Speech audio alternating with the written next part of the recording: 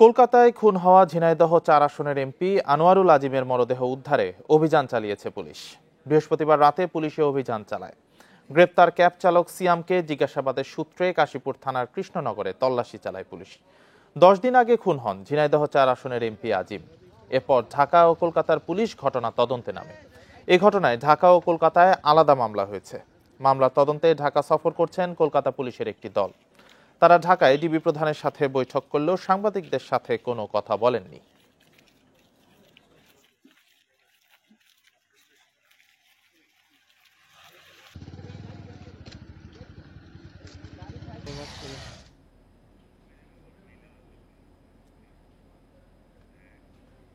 ঝিনাইদহ ৪ আসনের সংসদ সদস্য আনোয়ারুল আজিম হত্যার রহস্য উদ্ঘাটনে ডিবি কার্যালয়ে বৈঠক করেছে ভারতীয় পুলিশের একটি বিশেষ দল। হত্যার নানা দিক নিয়ে বাংলাদেশের পুলিশের ঊর্ধ্বতন কর্মকর্তাদের সঙ্গে আলোচনা হয় তাদের। বৃহস্পতিবার সন্ধ্যা 6:45টার দিকে ডিবি কার্যালয়ে প্রবেশ করে ভারতীয় স্পেশাল পুলিশের 2 সদস্য সহ 4 জনের একটি দল। আলোচনা শেষে ডিবির প্রধান হারুনার রশিদ সাংবাদিকদের জানান, এমপি আজিম হত্যাকাণ্ডে ভারতে আটক সিয়ামকে জিজ্ঞাসাবাদ করছে সেদেশের পুলিশ। তার কাছ থেকে গুরুত্বপূর্ণ তথ্য পাওয়া গেছে। এছাড়া ভারতীয় পুলিশের বিশেষ দলের সঙ্গে বাংলাদেশের গোয়েন্দাদের আলোচনায় সব তথ্য আদান প্রদান করা হয়েছে। গোয়েন্দাদের যৌথ তথ্যের ভিত্তিতে শিগগিরই খণ্ডিত মরদেহ উদ্ধার করা সম্ভব হবে বলেও জানান ডিবির প্রধান।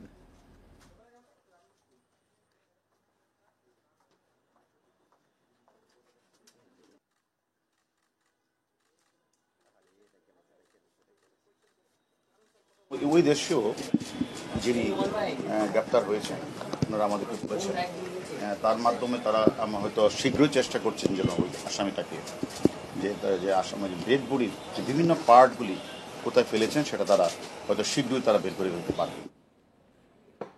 ঝিনাইদহ ৪ আসনের সংসদ সদস্য আনোয়ারুল আজিম আনার হত্যার আগে পরে বাংলাদেশ ও ভারতের 4 জায়গায় বৈঠক করে খুনিরা। এর মধ্যে বাংলাদেশের জায়গা দুটি ছিল হত্যার মূল পরিকল্পনাকারী বলে অভিযুক্ত আক্তারুজ্জামান শাহিনের রাজধানীর 2টি ফ্ল্যাট। আর কলকাতার বৈঠক হয় 2টি আবাসিক হোটেলে।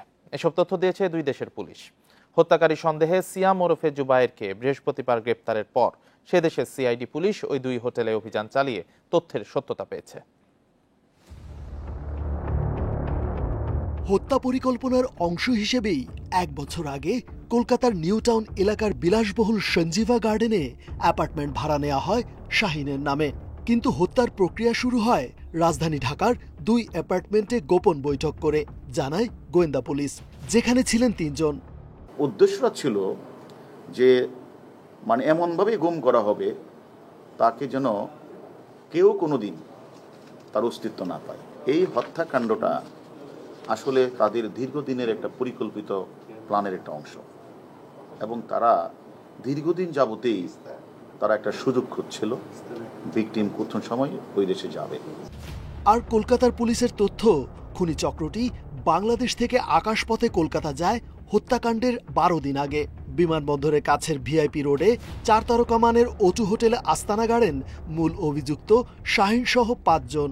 এখানে থেকে খুন, লাশ গুম আর পরে নিরাপদে সরে যাবার নির্দেশনা চূড়ান্ত করে শাহিন কলকাতা ছেড়ে ঢাকায় ফেরেন হত্যাকাণ্ডের 3 দিন আগে, গত 10 মে। আর কলকাতায় রেখে আসেন খুনি চক্রের অন্তত 5 জনকে।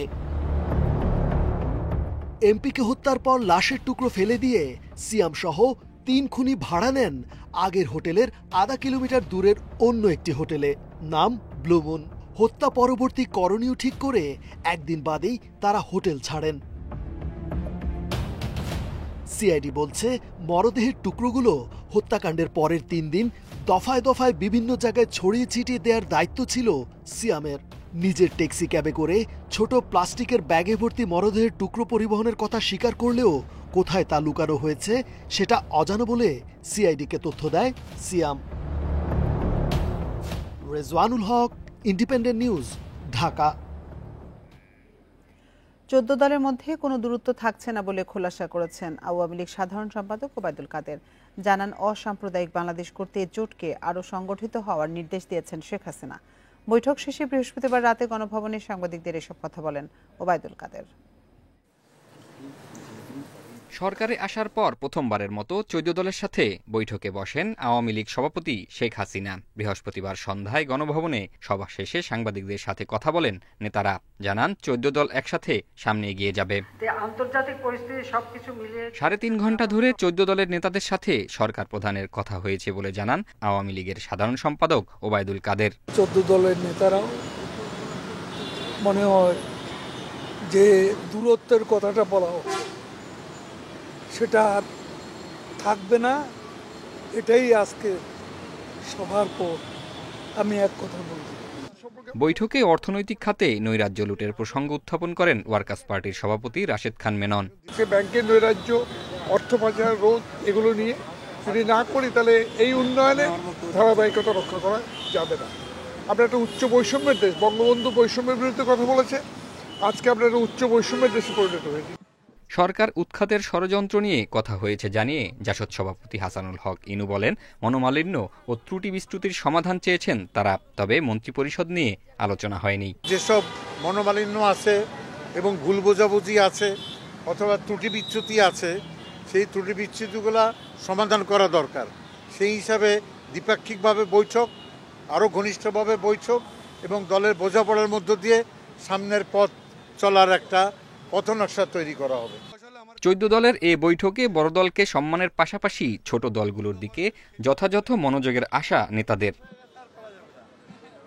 জাহিদুল ইসলাম, ইন্ডিপেন্ডেন্ট নিউজ, ঢাকা। একটি দেশের পক্ষ থেকে বিমান ঘাঁটি তৈরির সুযোগ দাবি এবং অন্যান্য টোপ মেনে না নেওয়ায় নানা প্রতিকূল পরিস্থিতিতে পড়তে হচ্ছে বলে মন্তব্য করেছেন প্রধানমন্ত্রী শেখ হাসিনা। বৃহস্পতিবার সন্ধ্যায় গণভবনে 14 দলীয় জোটের নেতাদের সঙ্গে বৈঠকে এই কথা বলেন আওয়ামী লীগ সভাপতি।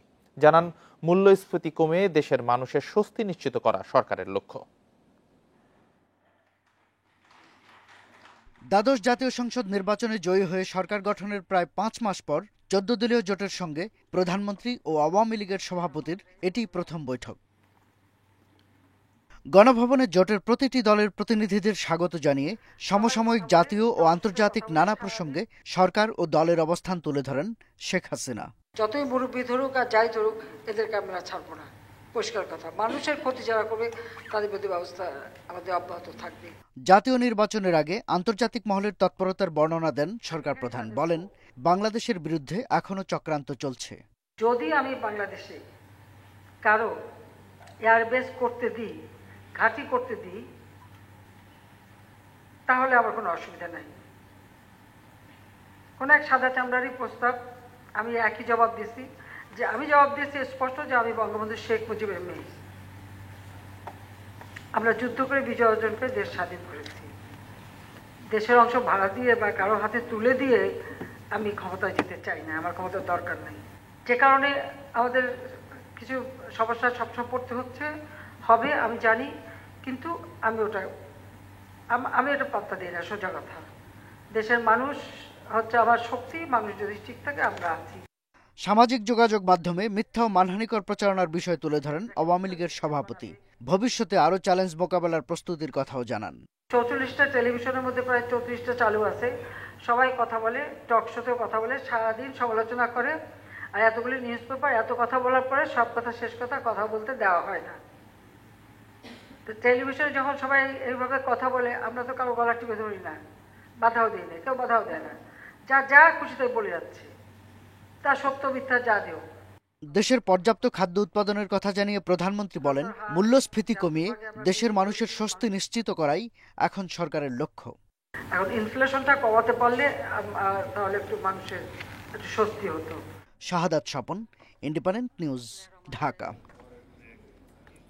সাবেক আইজিপি বেনজির আহমেদের সম্পত্তি ক্রোকের নির্দেশ দিয়েছে ঢাকা মহানগর দায়রা জজ আদালত। দুদকের আবেদনের পর বৃহস্পতিবার বিকেলে ঢাকা মহানগর সিনিয়র স্পেশাল জজ মোহাম্মদ আশামস জগলুল হোসেনের আদালত এই আদেশ দেন।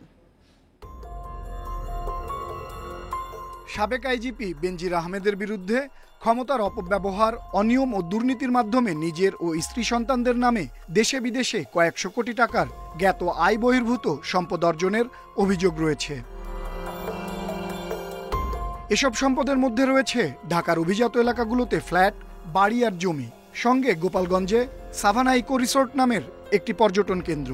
এছাড়াও তার স্ত্রী ও 2 মেয়ের নামে দেশের বিভিন্ন এলাকায় অন্তত 6টি কোম্পানি আর 5টি প্রতিষ্ঠানে বিনিয়োগের তথ্য উঠে এসেছে বিভিন্ন গণমাধ্যমে। বেনজির আহমেদের বিরুদ্ধে ওঠা অভিযোগের বিষয়ে অনুসন্ধান শুরু করে দুর্নীতি দমন কমিশন। দুদকের আবেদনের পরিপ্রেক্ষিতে বৃহস্পতিবার ঢাকা মহানগর দায়রা জজ আদালত গোপালগঞ্জে বেনজিরের 83টি দলিলের সম্পদ জব্দের আদেশ দেন। সেই সঙ্গে তার 27টি ব্যাংক অ্যাকাউন্ট সহ আর্থিক লেনদেনকারী মোট 33টি অ্যাকাউন্ট স্থগিত থাকবে।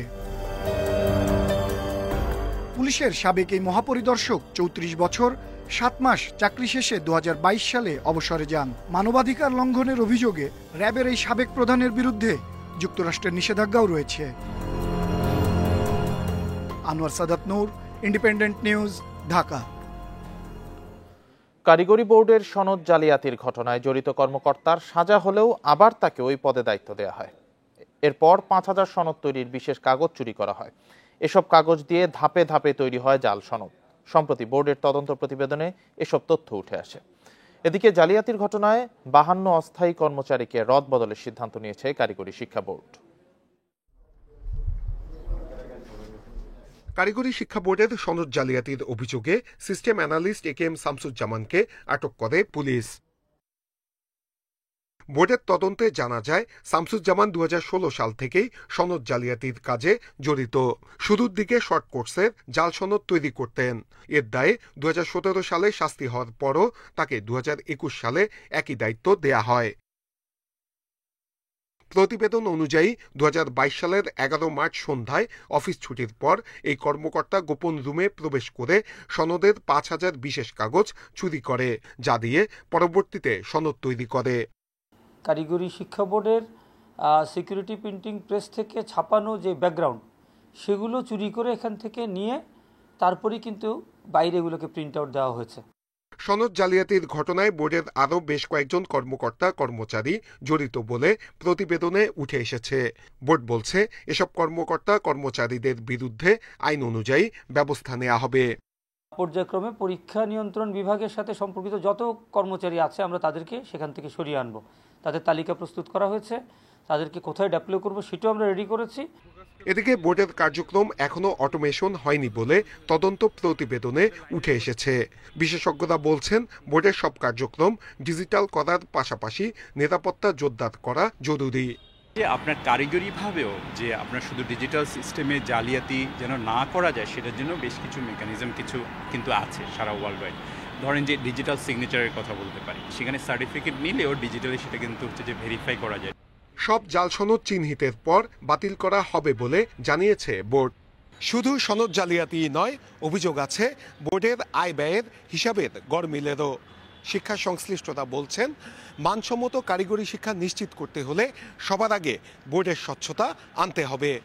নূরে আলম, ইন্ডিপেন্ডেন্ট নিউজ, ঢাকা। হজযাত্রায় কিছু ভিসা জটিলতা থাকলেও তা দ্রুত সমাধান করা হয়েছে দাবি হজ অফিসের। সেই সঙ্গে হাজিদের এবার সৌদিতে কোনো ভোগান্তিতে পড়তে হবে না বলেও জানায় সংস্থাটি। এদিকে 15তম দিনে 5টি ফ্লাইটে সৌদি আরব যাচ্ছেন প্রায় 1000 যাত্রী। এ পর্যন্ত সৌদি পৌঁছেছেন প্রায় 40,000। হজযাত্রায় এ পর্যন্ত কোনো ভোগান্তি হয়নি বলে জানান যাত্রীরা। স্বজনদের সাথে হজযাত্রীদের যোগাযোগ সহজ করতে গ্রামীণ ফোন সহ অন্য টেলিকম অপারেটররা দিচ্ছে রোমিং সুবিধা।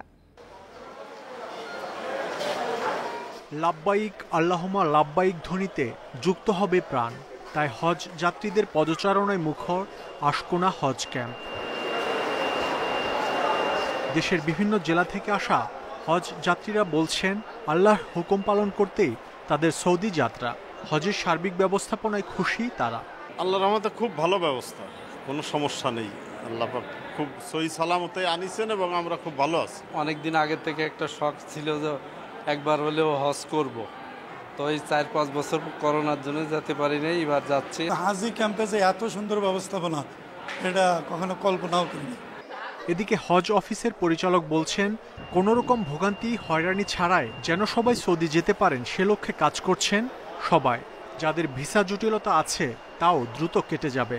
85,725 জন হজযাত্রীর মধ্যে 84,772 জন ইতিমধ্যে ভিসা পেয়ে গেছেন, প্রিন্ট হয়ে গেছে। আর 948টি ভিসা এখন প্রিন্টের অপেক্ষায় আছে। সকল হজযাত্রীর টিকিটের টাকাটি ব্যাংকে কিন্তু গচ্ছিত আছে এবং সেই টাকা থেকে তারা পে অর্ডারের মাধ্যমে টিকিট ক্রয় করা হয়ে থাকে। এখন এটা একটা ধারাবাহিক প্রক্রিয়া। ইতিমধ্যে প্রায় সব হজযাত্রী হয়ে গেছে, অল্প কিছু সংখ্যক বাকি আছে, সেগুলোও 2-1 এর মধ্যে হয়ে যাবে। হজ এজেন্সিগুলো সংগঠন হাব সভাপতি জানান, এবার কোনো বেসরকারি এজেন্সি হজ যাত্রীদের সাথে প্রতারণার কোনো সুযোগ পায়নি আর পাবেও না। ব্যাগেজগুলিও এখানে সৌদি কর্তৃপক্ষ রিসিভ করছে এবং তাদেরকে এই ব্যাগেজ আর ঢাকা এয়ারপোর্ট বা জেদ্দা এয়ারপোর্ট কোথাও স্পর্শ করতে হবে না। বিশেষত বয়োজ্যেষ্ঠ হজযাত্রীদের জন্য এটা খুবই ভালো একটা বিষয় যে তাদেরকে তাদের ব্যাগ হ্যান্ডেল করতে হবে না। এই ব্যাগ মক্কা বা মদিনার হোটেল পর্যন্ত চলে যাবে। হজযাত্রীগণ নিজে খালি যাবেন, গিয়ে দেখবেন তাদের ব্যাগ তাদের হোটেলে তারা পাবেন। চাঁদ দেখা সাপেক্ষে 16 জুন পবিত্র হজ অনুষ্ঠিত হবে। 20 জুন থেকে ফিরতি ফ্লাইটে দেশে ফিরবেন হাজিরা। মাহমুদ শরীফ, ইন্ডিপেন্ডেন্ট নিউজ, ঢাকা। রাজধানী থেকে প্রতিদিন 280টি দৈনিক পত্রিকার 1,55,00,000 কপি প্রকাশিত হয় বলে সরকারিভাবে তথ্য আছে, কিন্তু বাস্তবে 8 থেকে 10 লাখের বেশি পত্রিকা প্রকাশ হয় না বলে মনে করেন সংশ্লিষ্টরা। বেশি প্রচার সংখ্যা থাকলে সরকারি ও বাণিজ্যিক সুবিধা মেলে বলে একটি চক্র সংবাদপত্র শিল্প নিয়ে এই নৈরাজ্য চালাচ্ছে দীর্ঘদিন ধরে। সরকারি হিসেবে দেখানো বেশি প্রচার সংখ্যার ইংরেজি দৈনিকটির নামও শোনেননি অনেক পাঠক, হকারদের কাছেও অপরিচিত। ইন্ডিপেন্ডেন্ট টেলিভিশনের দীর্ঘ অনুসন্ধানে সংবাদপত্রের মন গড়া প্রচার সংখ্যার এই চিত্র পাওয়া গেছে। দেশে মানসম্মত ইংরেজি দৈনিক বাজারে আছে হাতে গোনা কয়েকটি। এর মধ্যে ডেইলি স্টার সবচেয়ে বেশি পাঠকপ্রিয় বলে সর্বমহলে পরিচিত। তথ্য মন্ত্রণালয়ে নিয়ন্ত্রিত সংস্থা ডিএফপির হিসাবে এই ইংরেজি দৈনিকের প্রচার সংখ্যা প্রতিদিন 29,450টি, আর সরকারি বিজ্ঞাপনের হার প্রতি কলাম ইঞ্চি 482 টাকা। ডিএফপির সবশেষ হিসাব, ইংরেজি দৈনিক ডেইলি ইন্ডাস্ট্রির প্রচার সংখ্যা দিনে 39,998 কপি। সেই হিসাবে ইন্ডাস্ট্রি হচ্ছে দেশের সর্বাধিক প্রচারিত ইংরেজি দৈনিক, যার সরকারি বিজ্ঞাপন হার কলাম ইঞ্চি 538 টাকা। রাজধানীর বেশ কয়েকটি সংবাদপত্র বিক্রির স্টলে খোঁজ নিয়ে দেখা গেল তাদের কেউই বেচাকেনা করেন না এই সংবাদপত্র। ইন্ডাস্ট্রিটা এখনো অনেকে চিনে না অথবা জানেই না ইন্ডাস্ট্রিটা কি, আসলে কি ইন্ডাস্ট্রি পত্রিকা আছে কিনা অনেকে জানেই না। তাহলে এত প্রচার সংখ্যা বেশি হলো কিভাবে? বিষয়টি নিয়ে প্রথমে আমরা জানতে চাই ডিএফপির কাছে, কিন্তু তাদের কেউই ক্যামেরার সামনে কথা বলেননি। তবে ডিএফপি থেকে বলা হয়েছে দৈনিক ইন্ডাস্ট্রির প্রচার সংখ্যা নিরীক্ষার পর নির্ধারণ করা হয়েছে 14,200 কপি। পরে প্রতিষ্ঠানটি থেকে উচ্চ আদালতে রিট করে এই প্রচার সংখ্যা স্থগিত করে পূর্বের প্রচার সংখ্যা বহাল রাখা হয়েছে। এটা ডিএফপি আমাদেরকে দিয়েছিল। পরবর্তীতে সার্কুলেশনটা সবগুলি পত্রিকারই কমাই দিছে। আমরা ওইটার বিরুদ্ধে হাইকোর্টে রিট করেছি। ডিএফপি ঘোষিত সংবাদপত্র প্রচার সংখ্যার তালিকা ধরে দেখা যাক দৈনিক চিত্রের কি অবস্থা। এটির প্রচার সংখ্যা দেখানো হয়েছে দিনে 1,41,100 কপি। এ প্রতিষ্ঠানটির কার্যালয়ে গিয়ে দেখা মিলল 2 অফিস সহকারীকে, নেই কোনো কার্যক্রম। হকার্স সমিতিতেও যায় না এর কোনো কপি। সবকিছুর জন্য পত্রিকার সম্পাদক দোষলেন ডিএফপিকে। এটা প্রতি 6 মাস পর পর তদন্ত হয়, তদন্ত হওয়ার পরে তারা রিপোর্ট দেয়, এটা আমরা দেই না। আপনি ডিএফপির সাথে কথা বলেন। হাটে হাড়ি ভাঙলেন 1,51,000 প্রচার সংখ্যা দেখানো দৈনিক মুক্ত খবরের সম্পাদক। এইভাবেই চলছে, কিন্তু যে সার্কুলেশন দেয় লিস্ট ও দেখছে 1 লাখ আর 2 লাখ আর 5 লাখ আর 3 লাখ ছাপায় না, না না কেউ ছাপায় না।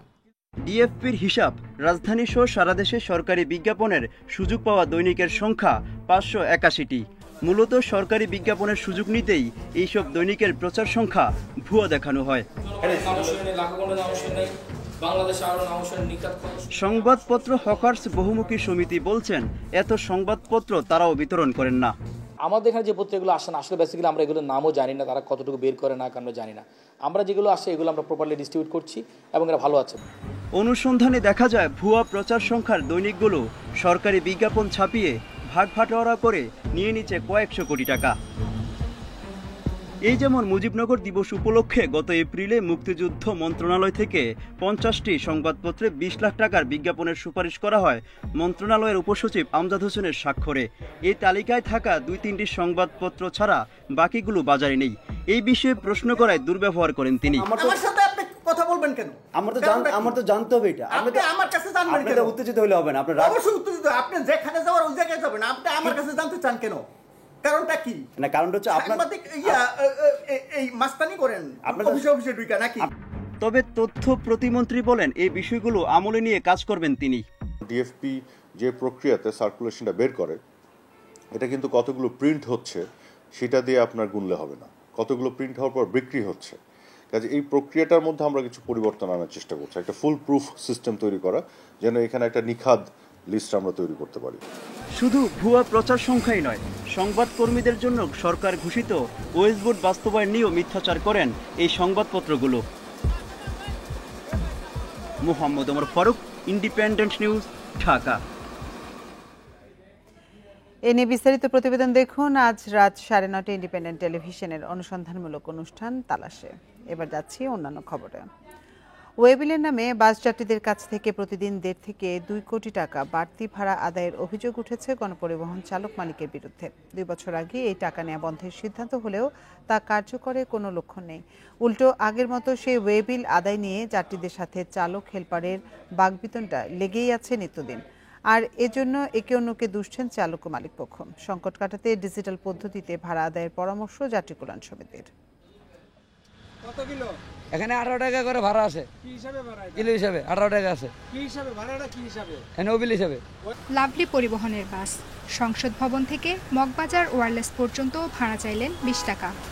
মোটে 4 কিলোমিটার পথের ভাড়া 20 টাকা কেন জানতে চাইলে খেপে যান গাড়ির হেলপার। ওই বিলে ভাড়া নিতে নির্দেশ আছে মালিকের, জানান চালকরা। রেট করে ভাড়া মিলাই দিচ্ছে ওনারা যে ভাড়া নিতে বলছে আমরা ওই ভাড়া নিতেছি আমরা। আর ওই বিল না নেওয়ার সিদ্ধান্ত বাস্তবায়ন না হওয়ার জন্য মালিক সমিতি দুষছে চালক হেলপারদের। 6000 শ্রমিক ড্রাইভার এরা তো কিছু না কিছু করবেই, নিজেদেরকে সেভ করার জন্য অনেক কথাই বলবে এবং নিজেরা, কারণ এটা একটু তো জটিল একটা ব্যাপার যে মেশিন দিয়ে ভাড়া কাটিয়া এটারে সাথে রাখা, এটা একটু তারা এটারে একটা হয়রানির মতোই তারা মনে করে। অবশ্য এজন্য কিছু অসাধু পরিবহন ব্যবসায়ী দায় আছে বলেও স্বীকার করেন এক বাস মালিক।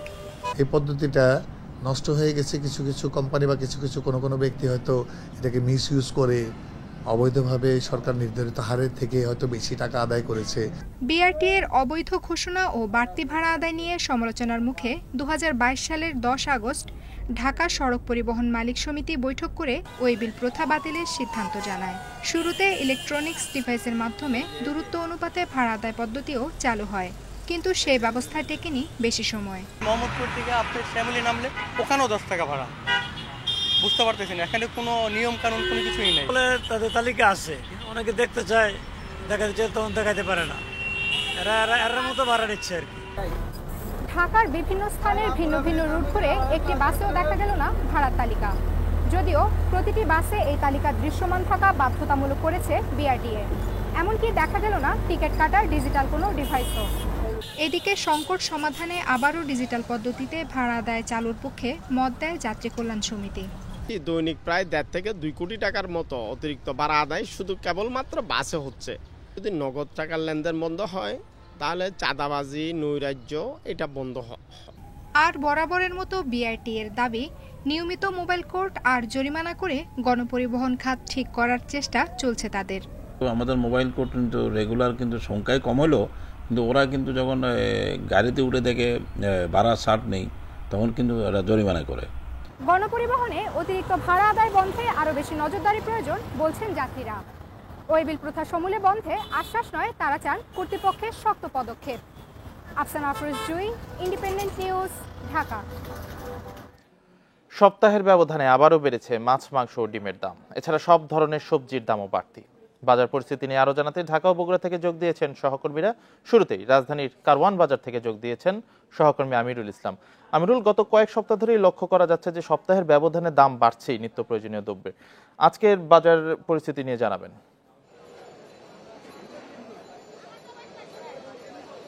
যে আজকের বাজার পরিস্থিতি একই আছে বলে বলা যাচ্ছে। আমি বর্তমানে রাজধানীর কারওয়ান বাজারে অবস্থান করছি এবং এখানে কিন্তু সবজির বাজারের কথা বললে বেশ দামটা ওঠানামার মধ্যে আছে। যেমন আজকে আলু কিন্তু বিক্রি হচ্ছে 50 টাকা কেজিতে এবং পেঁয়াজের দাম 70 টাকায় বিক্রি হচ্ছে। যদিও এখানে একটু কম বেশি হচ্ছে, কিছু কিছু দোকানে আমরা 75 টাকাও দেখতে পাচ্ছি, 80 টাকাও দেখতে পেয়েছি। পটলের দাম আমরা 40 টাকা পেয়েছি কেজিতে বিক্রি হচ্ছে, আর ঢেঁড়স কয়েকটা দোকানে আমরা 30 টাকাও দেখেছি, 40 টাকাও দেখছি। বেগুনের দামের কথা বললে সেখানে তারা 60 টাকা কেজিতে বিক্রি করছেন। তবে যদি সবজির বাজারের বাইরে থেকে যদি আমরা ডিমের বাজারের কথা বলি, ডিম কিন্তু কিছুটা বাড়তি অবস্থায় আছে। ডিম ডজন 140 থেকে 145 টাকায় বিক্রি হচ্ছে আজকের বাজারে, এবং এতে কিন্তু হালিতে আমরা 48 টাকা পাচ্ছি, হালিতে 48 থেকে 50 টাকায় বিক্রি হচ্ছে। আর মুরগির কথা যদি বলি সেক্ষেত্রে মাংসের দামে অনেকটাই বাড়তি আছে। মাংস মুরগির যে ব্রয়লার মুরগির কথা যদি বলি সেটা এখন 210 থেকে 220 টাকায় বিক্রি হচ্ছে। আমরা বেশ কয়েকটি দোকানে ঘুরেছি, সেখানে আবার আমরা 230 টাকা বিক্রি হতেও দেখেছি। আর সোনালী মুরগির কথা বললে তারা 370 থেকে 380 টাকায় বিক্রি করছেন। তো সার্বিক বিষয় নিয়ে, সার্বিক বাজার নিয়ে যদি বলতে চাই তাহলে ব্যবসায়ীরা বলছেন যে সিন্ডিকেট আছে বা অসাধু ব্যবসায়ীরা আছেন তাদের জন্য এই দামটা আসলে বাড়তি। তাদেরকে আসলে যদি হাতে আনা যায় তাহলে দামটা কিছুটা কমতে শুরু করবে। আর ভোক্তারা যেটা বলছেন যে সরকারের নজরদারি যদি এই জায়গাতে বাড়ানো হয় প্রত্যেকটা পণ্যেই, কারণ প্রতিটা পণ্যের দামই ওঠানামার মধ্যে থাকে, যদি এখানে নজরদারি বাড়ানো হয় এবং সিন্ডিকেটের দিকে যদি সরকার আরো বেশি নজরদারি দেয় তাহলে দামটা কিছুটা কমতে শুরু করবে বলে তারা মনে করছেন। আমিরুল, ধন্যবাদ আপনাকে, সাথেই থাকবেন। বাজার পরিস্থিতি বিষয়ে আরো জানাতে বগুড়া থেকে যোগ দিয়েছেন সহকর্মী হাসিবুর রহমান। হাসিবুর, বগুড়ার বাজার পরিস্থিতির কি খবর? কোন কোন পণ্যের দাম ওঠানামা করছে, কি পরিস্থিতি?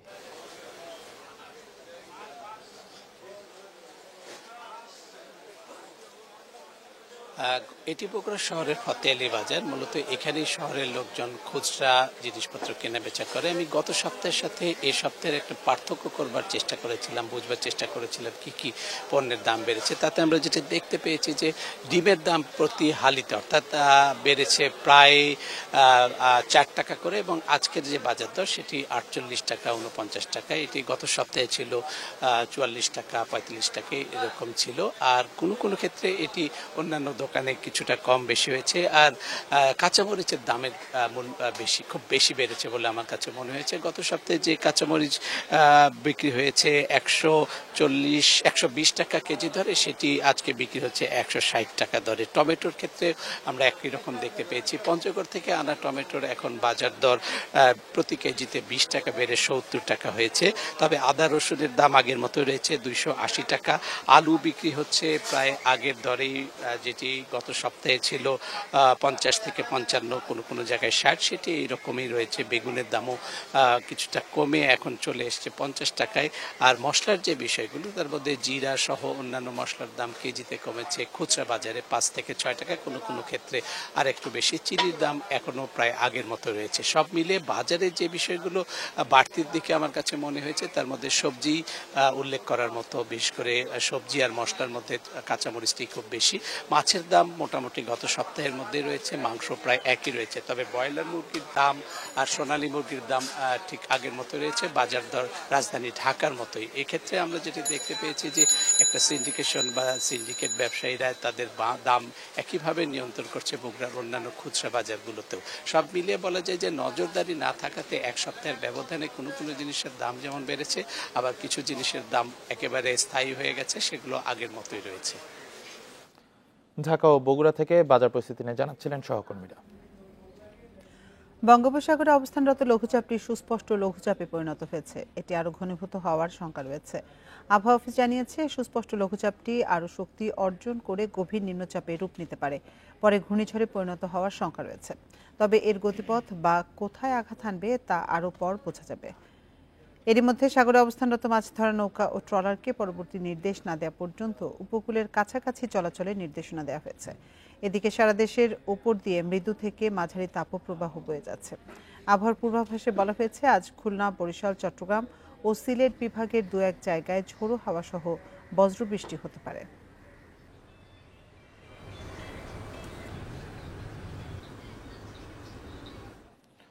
হোগলা পাতা, পাট, কচুরি পানা দিয়ে তৈরি বাহারি হস্তশিল্পে জীবিকা গড়ছেন নীলফামারী গ্রামীণ জনপদের হাজারো মানুষ। এসব পণ্য রপ্তানি হচ্ছে ইউরোপ, আমেরিকা সহ বিশ্বের প্রায় 40টি দেশে। আয় হচ্ছে বৈদেশিক মুদ্রাও। দক্ষতা বাড়াতে গ্রামীণ নারীদের প্রশিক্ষণের ব্যবস্থা করেছে জেলা প্রশাসন। নীলফামারী সদরের প্রত্যন্ত গ্রাম হাজীগঞ্জ। দারিদ্রতা ছিল যে গ্রামের মানুষের নিত্যসঙ্গী, কয়েক বছরের ব্যবধানে পাল্টে গেছে সে চিত্র। প্রায় প্রতিটি বাড়িতে চলছে হোগলা পাতা দিয়ে কুটির পণ্য তৈরির কাজ। কুটির পণ্য তৈরি করে অবস্থা পাল্টেছে হাজীগঞ্জ, হালিরবাজার, কিত্তনিয়াপাড়া সহ কয়েকটি গ্রামের প্রায় 1000 পরিবারের। এসব এলাকায় গড়ে উঠেছে ছোট ও মাঝারি কয়েকটি হস্তশিল্প কারখানাও। এতে এই অঞ্চলের নারীরা হয়েছেন স্বাবলম্বী। মাল অফিস থেকে আমাকে দিয়ে যায়, আমি সব সদস্যগুলোকে ডাকি, ওরা আসে, যার যতটুকু লাগে রশি ফ্রেম নিয়ে যায়, নিয়ে যাওয়ার পরে বাসায় কাজ করে। ফুলের টব বানাই, তারপর ট্রাং বানাই, তারপর স্কোয়ার বানাই। আমরা একা কাজ করি 8000 7000 উঠাই, আর যারা পরিবারে 4-5 জন কাজ করে তারা মনে করেন 10-15 কেউ 20,000 পর্যন্ত উঠায়। স্থানীয়দের হাতে তৈরি 230 ধরনের পণ্য শুধু দেশে নয়, ছড়িয়েছে ইউরোপ, যুক্তরাষ্ট্র সহ বিশ্বের 40টি দেশে। ইউরোপের প্রায় 40টা কান্ট্রিতে আমাদের এই প্রোডাক্ট যাচ্ছে, এবং এর পাশাপাশি অস্ট্রেলিয়া এবং ইউএসএ তো আমাদের কিছু প্রোডাক্ট যাচ্ছে। এই প্রোডাক্ট সেল করে আমরা প্রতি বছরে প্রায় 100 কোটি টাকার মতো বাংলাদেশে বৈদেশিক মুদ্রা অর্জন করে থাকি, যেটা বাংলাদেশি টাকায়। শ্রমিকদের দক্ষতা ও উদ্যোক্তাদের সক্ষমতা বাড়াতে সরকার সহযোগিতা করছে বলে জানিয়েছেন জেলা প্রশাসক। মহিলা বিষয়ক অধিদপ্তর, যুব উন্নয়ন অধিদপ্তর বা বিসিক, তারা প্রত্যেকে কিন্তু এই জাতীয় হস্তশিল্পের প্রশিক্ষণ দিয়ে থাকে, এবং জেলার বিভিন্ন প্রান্তে মহিলারা এই প্রশিক্ষণ গ্রহণ করে স্বাবলম্বী হয়েছে। এই সমস্ত দপ্তরের সাথে আমরা যদি দক্ষতা উন্নয়ন কর্তৃপক্ষকেও সমন্বয় করতে পারি, তাহলে আরও মানসম্মত প্রশিক্ষণ এদের জন্য তৈরি করা হবে বলে আমরা মনে করছি। হোগলা পাতা ছাড়াও পাট ও কচুরিপানা দিয়েও পরিবেশ বান্ধব হস্তশিল্প তৈরি করছেন এই অঞ্চলের নারীরা। Mahmud Al Hasan, independent news, Nilphamari.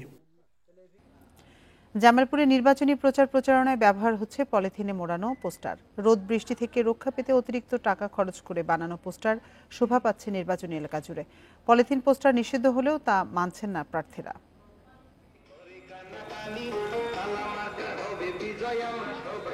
ষষ্ঠ উপজেলা পরিষদ নির্বাচনের তৃতীয় ধাপে প্রতীক বরাদ্দের দিন থেকেই জামালপুরে চলছে প্রচার প্রচারণা। এর মধ্যে মেলান্দহ ও মাদারগঞ্জ উপজেলার গুরুত্বপূর্ণ জায়গা ছেয়ে গেছে ব্যানার ও পোস্টারে। তবে রোদ বৃষ্টি থেকে বাঁচাতে এসব পোস্টার মোড়ানো হয়েছে নিষিদ্ধ পলিথিনে। সংশ্লিষ্টরা জানান, সাদা কালো একটি পোস্টার বানাতে প্রার্থীদের গুনতে হয় প্রায় 4 টাকা, আর রঙিন একটি পোস্টার বানাতে খরচ হয় প্রায় 6 টাকা। পোস্টার পলিথিনে মোড়াতে খরচ হয় আরও 10 টাকা। পরিবেশের ক্ষতির কথা চিন্তা না করে পোস্টার বাঁচাতে অতিরিক্ত টাকা খরচ করছে প্রার্থীরা। নির্বাচন কমিশনেরকে বৃদ্ধাঙ্গুলি দেখিয়ে কয়েকজন প্রার্থী পলিথিন মোড়ানো পোস্টার সারা মাদারগঞ্জে ছড়িয়ে দিয়েছে। জনপ্রতিনিধি হওয়ার আগে এই বিষয়গুলো চিন্তা করতেছে না যে পরবর্তীতে জনপ্রতিনিধি হলে আমাদের মাদারগঞ্জের জন্য কি ক্ষতি হবে। বিগত নির্বাচনে আমি দেখেছি অনেক ড্রেন মানে পরিবেশ দূষণ করে, ড্রেনগুলোতে, নদী নালাতে এগুলো পলিথিন মোড়ানো পোস্টারগুলো ড্রেনের ভিতরে ফেলানো হয়।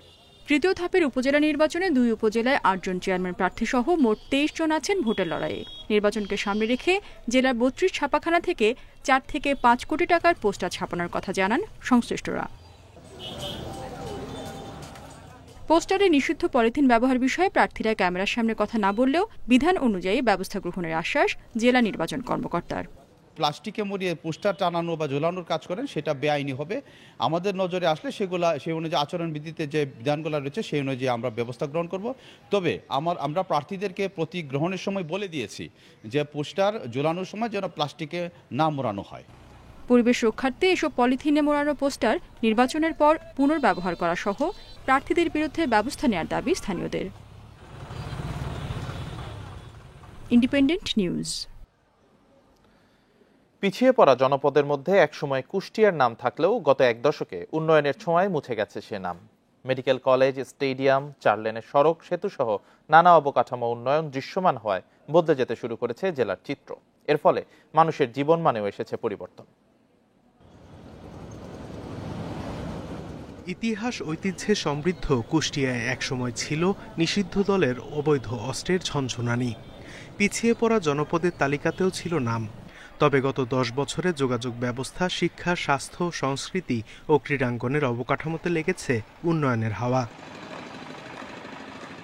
গত 10 বছরে বাইপাস সড়ক, শেখ রাসেল হরিপুর সেতু, মেডিকেল কলেজ ও 500 শয্যার হাসপাতাল, আধুনিক শিল্পকলা ভবন, শেখ কামাল স্টেডিয়াম সহ নানা উন্নয়ন কর্মকাণ্ডে পাল্টে গেছে চিত্র। কুষ্টিয়াতে এখন আর কোনো স্কুল, কলেজ, মাদ্রাসা কোনো টিন শেড বা সেমি পাকা দেখা যায় না। সব 4 তলা ভবন প্রত্যেকটা শিক্ষা প্রতিষ্ঠানে প্রাথমিক বিদ্যালয় থেকে মহাবিদ্যালয় কলেজ পর্যন্ত রয়েছে। এসব উন্নয়নের ফলে মানুষের জীবনমানেও এসেছে পরিবর্তন, এতে খুশি কুষ্টিয়াবাসী। ব্যাপক উন্নয়নের একটা আয়োজন হয়েছে এবং আমরা কুষ্টিয়াবাসী এত বেশি এই উন্নয়নটা পেয়েছি যে বাংলাদেশে এই কুষ্টিয়ার মানুষের জীবনমানও অনেক উন্নতি হয়ে গেছে। 2014 সালে কুষ্টিয়াকে মডেল জেলা হিসেবে গড়ার প্রতিশ্রুতি দিয়েছে সরকার। এর অংশ হিসেবে উন্নয়ন ধারা অব্যাহত রাখার কথা জানিয়েছেন স্থানীয় জনপ্রতিনিধি। সব জায়গায় রাস্তাঘাট হয়েছে, আর এই রাস্তাঘাট হওয়াতেই আজকে আমাদের প্রিয় নেত্রী যে কথাটি বলেছে যে গ্রাম হবে শহর, এই গ্রাম আসলেই শহরে রূপান্তরিত হয়েছে। সরকারের এসব প্রকল্পের পাশাপাশি জেলায় শিল্প কারখানা স্থাপন ও কর্মসংস্থানের দাবি জানিয়েছেন জেলাবাসী। Independent news. চট্টগ্রামের পতেঙ্গা সমুদ্র সৈকতে অস্থায়ী দোকান স্থানান্তর নিয়ে মুখোমুখি অবস্থানে দুই সংগঠন। নতুন স্থানান্তরিত স্থানে এককভাবে নিজেদের সংগঠনের পক্ষে দোকান বরাদ্দ দেওয়ার দাবি উভয় পক্ষের, যা নিয়ে উত্তেজনা চলছে সৈকতের ব্যবসায়ীদের মধ্যে। বিবাদমান পক্ষগুলোর সাথে আলোচনা করে সিদ্ধান্ত নেওয়ার কথা জানিয়েছে বিচ ম্যানেজমেন্ট কমিটি। পতেঙ্গা সমুদ্র সৈকতকে পর্যটক বান্ধব করতে বিচ ম্যানেজমেন্ট কমিটি গঠন করেছে জেলা প্রশাসন। প্রাথমিকভাবে কোরবানি ঈদের আগে সৈকতের অস্থায়ী 32টি দোকান সরিয়ে নেয়ার সিদ্ধান্ত নেয় এই কমিটি। তবে বাদ সেধেছে পুরনো ব্যবসায়ীরা। তাদের দাবি, আউটার রিং রোড বাস্তবায়নের সময় 552 ব্যবসায়ী ক্ষতিগ্রস্ত হলেও প্রভাবশালীদের কারণে পরে আর সৈকতে স্থান পায়নি তারা। আর বর্তমান ব্যবসায়ীরা বলছেন, সরকারি জায়গায় মালিক সমিতির নামে সুযোগ নিতে চাইছে পুরনো সমিতি। এবং চেয়ারম্যানের মহোদয় কথার রাখতে গিয়ে, সম্মান রাখতে গিয়ে, দেশের সম্পদ রক্ষা করতে রাখতে গিয়ে আমি এখন আমার দোকানটা হারাই ফেলছি। এখন তারা উড়িয়ে এসে জুড়ে বসে এখানে দোকান করছে, এদেরকে তালিকা করছে। এখান থেকে এখানে গার্ডেন করবে, ঈদুল আজহার উপলক্ষে এখানে আমাদেরকে এখানে স্থানান্তর করে দিবে, সেটা আমাদের তাও নিজ করেছে। কিন্তু মালিক সমিতিকে কেন দিচ্ছে না? মালিক সমিতি হাইকোর্টকে স্টপ করে দেওয়া হয়েছে। জেলা প্রশাসন জানিয়েছে, কোনো দোকানদারকে উচ্ছেদ বা নতুন করে বরাদ্দ দেওয়া হচ্ছে না, শুধুমাত্র স্থানান্তর করা হচ্ছে। এক্সিস্টিং যারা আছে, বিচ ম্যানেজমেন্ট কমিটি সিদ্ধান্ত নিয়েছে শুধু তাদেরকেই, এইখানে যারা আছে শুধু তাদেরকেই রিলোকেট করবে, সি সাইড থেকে কান্ট্রি সাইডে নিয়ে আসবে। এইখানে নতুন করে কাউকে দোকান দেওয়া বা উচ্ছেদ করা এরকম কোনো বিষয় সিদ্ধান্ত বিচ ম্যানেজমেন্ট কমিটি নেয়নি। অস্থায়ী দোকান সরানোর পাশাপাশি সিসিটিভি ক্যামেরা, চেঞ্জিং রুম ও লকার স্থাপন সহ 16টি উদ্যোগ চালুর সিদ্ধান্ত নিয়েছে বিচ ম্যানেজমেন্ট কমিটি। অনুপম শীল, ইন্ডিপেন্ডেন্ট নিউজ, চট্টগ্রাম। আর এই ছিল এখনকার সংবাদে। ইন্ডিপেন্ডেন্ট টেলিভিশনের সব খবর আরো বিস্তারিত জানতে চোখ রাখুন ফেসবুক, ইউটিউব, এক্স। ধন্যবাদ সবাইকে।